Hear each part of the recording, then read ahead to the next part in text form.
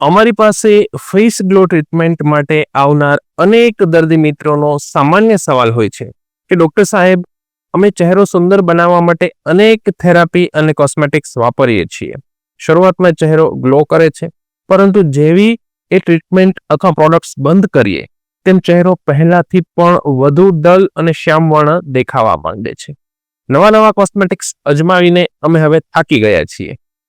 મિત્રો, આવું થવાનું મુખ્ય કારણ એ છે કે માર્કેટમાં મળતા અનેક કોસ્મેટિક્સમાં મોમેટાઝોન, બીટામેથાઝોન જેવા પોટેન્ટ અને ડીપ એક્ટિંગ સ્ટીરોઇડ્સ હોય છે. આ સ્ટીરોઇડ્સ થોડા સમય માટે ત્વચા પર મેલાનિનની અસર દબાવી દે છે, જેના કારણે ચહેરો તાત્કાલિક ફેર અને ગ્લો વાળો લાગે છે. પરંતુ જેવી આ સ્ટીરોઇડ્સની અસર ઘટે અથવા પ્રોડક્ટ બંધ થાય તેમ રિબાઉન્ડ ઇફેક્ટ થવાથી ચહેરા પર પહેલાથી પણ વધુ શ્યામવર્ણ, દાગ ધબ્બા અને અનઇવન સ્કિન ટોન દેખાવા લાગે છે.